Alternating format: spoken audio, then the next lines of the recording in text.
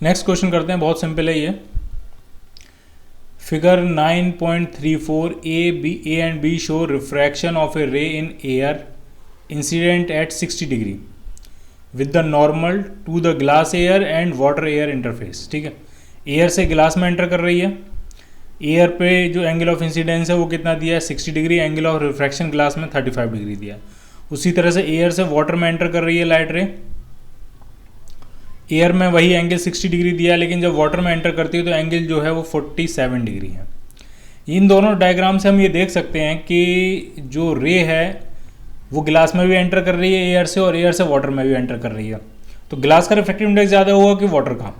Air same है, incident angle same है, लेकिन वाटर में उतना ज़्यादा डेविएट नहीं हुई है, एंगल 47 डिग्री, लेकिन इसमें बहुत ज़्यादा डेविएट कर रही है, एंगल सिर्फ 35 डिग्री बचा। इसका मतलब ग्लास में डेविएशन ज़्यादा है, ग्लास में डेविएशन ज़्यादा है, इसका मतलब ग्लास का रिफ्रैक्टिव इंडेक्स ज़्यादा होगा रिलेटिव टू वाटर।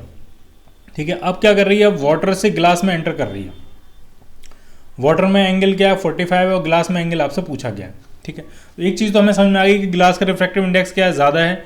तो जब ज़्यादा होता है तो जो रे है वो नॉर्मल की तरफ बेंड कर जाती है, तो ये जो भी एंगल होगा वो 45 से तो कम ही होगा, क्योंकि रे जो है वो नॉर्मल की तरफ क्या कर गई, बेंड कर गई है। ठीक है, अब जरा इक्वेशन देखते हैं, इसमें सारी इक्वेशन लिखते हैं। यहाँ पे एयर का, ग्लास का, ये स्नेल्स लॉ लिखते हैं। तो एयर का रिफ्रैक्टिव इंडेक्स मान लेते हैं 1, ग्लास का रिफ्रैक्टिव इंडेक्स मान लेते हैं म्यू जी, वाटर का, एयर का रिफ्रैक्टिव इंडेक्स मान लेते हैं 1, वाटर का रिफ्रैक्टिव इंडेक्स मान लेते हैं म्यू डब्ल्यू। ठीक, इधर वाटर है, इसका रिफ्रैक्टिव इंडेक्स म्यू डब्ल्यू, और इधर ग्लास है, इसका रिफ्रैक्टिव इंडेक्स म्यू जी। तो स्नेल्स लॉ अगर हम यहाँ बनाएं तो लिख सकते हैं 1 इंटू साइन 60। स्नेल्स लॉ होता है mu 1 sine theta 1 equal to mu 2 sine theta 2। Mu 1 पहले मीडियम का रिफ्रैक्टिव इंडेक्स, साइन थीटा 1 पहले मीडियम में एंगल, म्यू 2 सेकंड मीडियम का रिफ्रैक्टिव इंडेक्स, साइन थीटा 2 दूसरे मीडियम में एंगल। ठीक है, तो इस मीडियम का रिफ्रैक्टिव इंडेक्स 1 और इस मीडियम का एंगल 60 डिग्री, तो 1 साइन 60 इज इक्वल टू इसका रिफ्रैक्टिव इंडेक्स म्यू जी और इसका angle 35 degree, sign 35।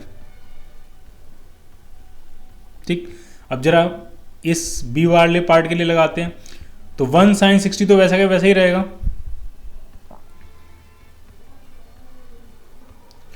Is equal to water का रिफ्रैक्टिव इंडेक्स म्यू डब्ल्यू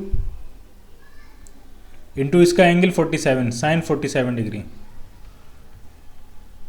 ठीक, और जरा इसको अगर मैं मान लेता हूँ ये एंगल थीटा है, तो यहाँ पे क्या बनेगी इक्वेशन, तो बनेगी mu W sine 45 is equal to mu G sine theta. ये थीटा ही आपको फाइंड करना है। ठीक है, तो म्यू डब्ल्यू की वैल्यू पुट कर देते हैं, म्यू जी की वैल्यू पुट कर देते हैं, और साइन थीटा अगर हम यहाँ से निकाल लें, साइन थीटा कितना आ जाएगा, वैसे अभी वैल्यू नहीं पुट करते, नेक्स्ट स्टेप में पुट करेंगे, तो ये आ जाएगा mu W upon mu G into sine 45 degree.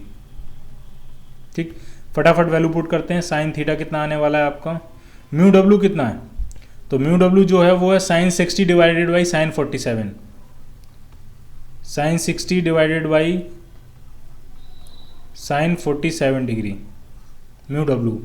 Mu G कितना है, म्यू जी कितना है, तो म्यू जी है साइन 60 डिवाइडेड बाई साइन 35, तो ये हो जाएगा साइन 60 डिवाइडेड बाई साइन 35, तो साइन 35 ऊपर पहुंच जाएगा,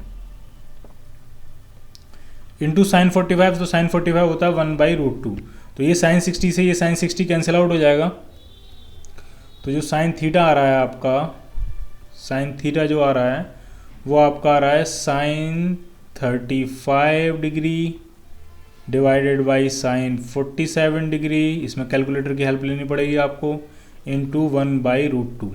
तो जब आप उसको कैलकुलेटर की हेल्प लेके करोगे, तो मैं कर देता हूँ इसका कितना आने वाला है ये। वैसे आप थोड़ा अंदाज़ा लगा सकते हो, अगर हम अंदाज़ा लगाएं तो अंदाज़ा लगा सकते हैं। देखो जरा, ये 1/√2 है, अगर हम थोड़ा एस्टिमेट करने की कोशिश करें, इस 1/√2 की जगह हम क्या लिखते हैं, साइन 45, पहले साइन 45 लिखा था। अब आप देखो, ये साइन 45 है, ये साइन 47 है, ये से थोड़ा सा ज़्यादा है, यानी इस साइन 47 की वैल्यू साइन 45 से थोड़ी सी ज़्यादा होगी। ठीक, तो जब आप इससे नीचे जो रहेगा वो 1 से थोड़ा सा बड़ा रहेगा, जब थोड़ी सी ज़्यादा वैल्यू से जो आप डिवाइड करोगे, तो जो एंगल है 35, जो साइन 35 है, तो ये जो थीटा आएगा वो 35 से थोड़ा सा कम आएगा, क्योंकि नीचे वैल्यू थोड़ी सी ज़्यादा है, तो एंगल जो आएगा वो 33, 34, 32, मतलब कुछ इस तरह से आएगा आंसर। ठीक है, तो कुछ हम अप्रॉक्सीमेट अंदाज़ा लगा सकते हैं, sine 35 into sine 45 divided by sine 47। तो साइन में आंसर आ रहा है 0.554। तो अगर हम इसका इन्वर्स लें, साइन इन्वर्स ऑफ आंसर, तो आंसर आ रहा है 33.68 यानी 33.7 डिग्रीज कह सकते हो आप। तो थीटा कितना आ जाएगा आपका 33.7 डिग्रीज। ठीक है, वही मैंने बताया था आपको 35 से थोड़ा सा कम आना चाहिए, तो वो 33.7 डिग्रीज के आसपास आ जाएगा। क्लियर।